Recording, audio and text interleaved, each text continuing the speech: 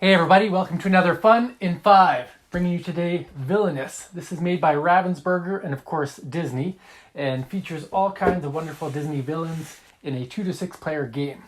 I played this many times and actually have the different expansions, so we liked it enough that we bought all 3 expansions and probably going to buy the next one that comes out later this year.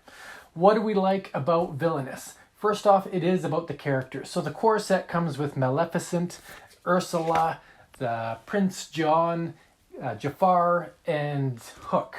And all 5 of these characters play in interesting ways. Oh, there's a 6th character as well. Oh yes, the Queen of Hearts. So it's really cool to be able to play as the villain. I like playing as villains. I even made a game about it.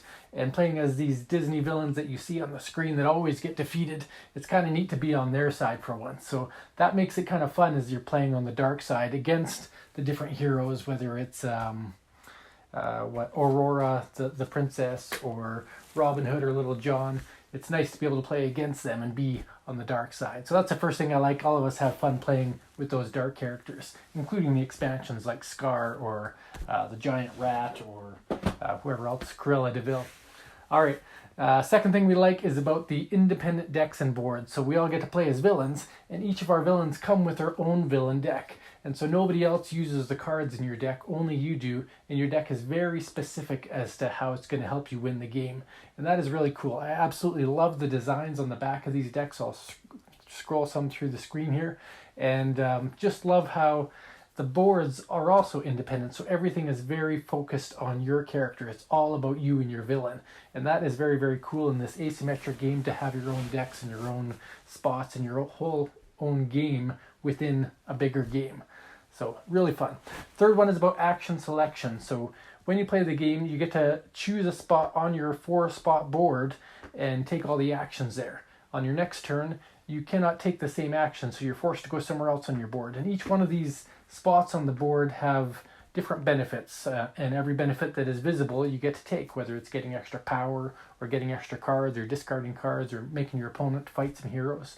So it's neat to decide each turn what's going to be most beneficial for me, or is my opponent on the verge of winning and do I have to choose an action that will help stop them. And so you always have to play that balance of what helps me the most versus how am I going to stop my opponent from winning, how am I going to be villainous. So action selection is really cool, really fun.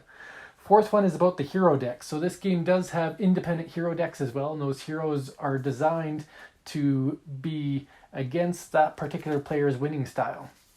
And the hero decks never get intermingled, so each player only faces their own heroes, and they end up covering spots on their board, which is kind of neat. So when you're playing against your opponent and you go on a spot to affect their hero deck, you get to look at the top 2 cards of their deck, decide which one you think is most disadvantageous to them, and place it on their board or place the event or whatever. So it's really neat how those are, and it's got all colorful artwork that is absolutely unique to this series. That actually wasn't pulled from the movies as you might think it was. So I love those hero decks as well. All right, and the final thing is about the different win conditions. So every single one of the 6 decks that come in the core game all have a different win condition. Maleficent has to get 4 curses, 1 on each of her spots. Ursula has to get the trident and try to lure the king. Prince John has to earn all the money. Queen of Hearts has to do some really weird trick with her game that she plays in the grass. Jafar has to get the genie in the lamp, and Hook has to defeat Peter Pan at a specific spot. So all these unique win conditions, they're kind of fun to try to work towards, because your deck is geared towards getting you there, but the hero deck that you have is also geared at stopping you from that.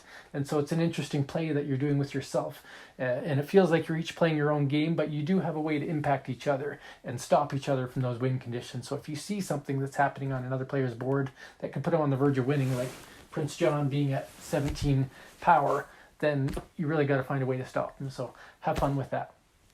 So that's it. I have a lot of fun with this game. I've played every single character numerous times and have my favorites and ones that I don't like playing.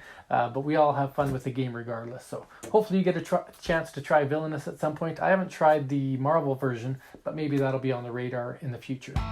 Take care.